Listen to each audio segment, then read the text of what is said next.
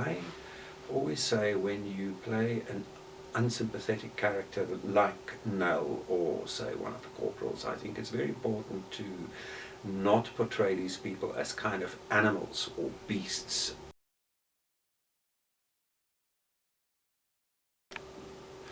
Hello, my name is Dawid Minnaar. I'm playing the part of Captain Nel in this podcast.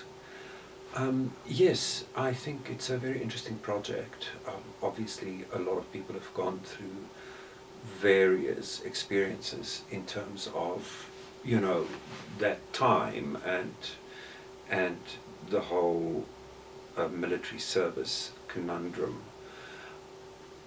I think there are a lot of angles in terms of this. For me personally, in terms of the story itself, the podcast itself, I always say when you play an unsympathetic character like Nel or say one of the corporals, I think it's very important to not portray these people as kind of animals or beasts. They are human beings. So I think they might even have a tender side to them that we don't really know about. But for me, it's very important to keep that in mind and to realize one has to see it in a context. So that it was a system that forced people into certain kind of roles. That's what I'm saying. I'm not taking blame away, but I also don't think it's a blame game. So that's what I'm saying. That it's important for me to keep in mind that we're dealing with human beings here. Doesn't matter what side they're on. He might very well believe very strongly that he's doing the right thing. I think people tend to underestimate the level of indoctrination that people were under during that time. From school onwards, there was a theologian, a female theologian, I can't remember her name, but who referred to it as the unholy trinity, being the Christian national education, the church, and then obviously the security establishment. So if you grew up as a young Afrikaner boy within that kind of context, it's very hard to escape it, to get rid of it. People sometimes spend their whole lives shedding themselves of these burdens that were laid upon them by the system.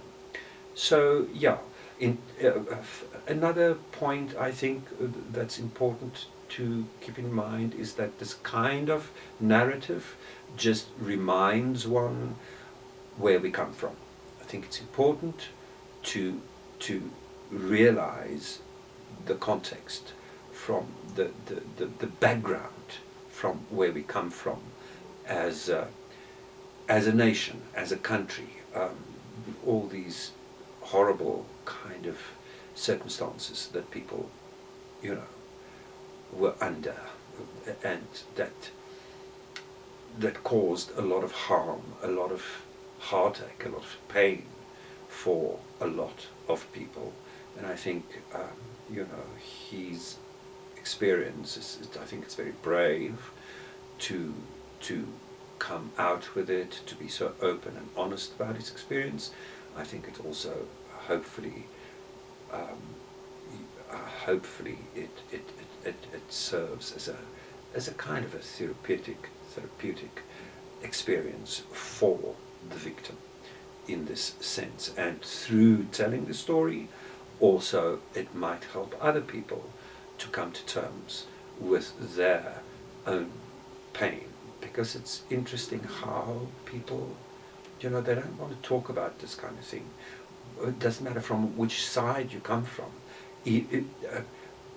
I've got a lot of sympathy also for soldiers who went to the border, for people who actually were part of the system, but for various reasons couldn't escape it. I'm not saying, of course, there are people who went there with the full belief in the system, but I think a lot of people, a lot of these young, and I mean, you call them soldiers, but they were, in a sense, child soldiers.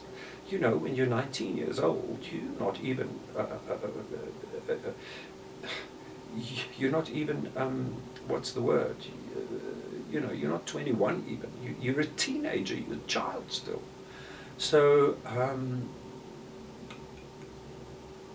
my heart goes out to young guys who had to face this kind of violence and injustice, and were kind of almost paralyzed by the system, by their backgrounds, by the expectations that society placed on them. That's why we still sit with a whole generation of men who are with immense post-traumatic stress disorder, who still is burdened by their experience, and it's hard for people to talk about. It's hard because, you know, your civilians don't always. It's the same with Second World War, or even people in Afghanistan, whatever the context, the war context,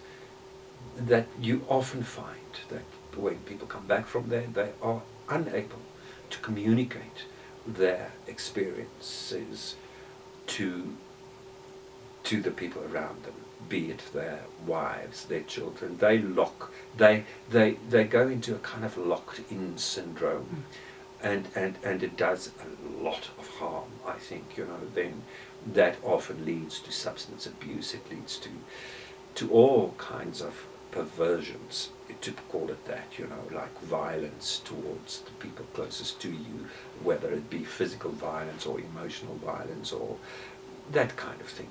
So I think it's important to tell these kind of stories for many reasons, which are hopefully, you know, made quite clear.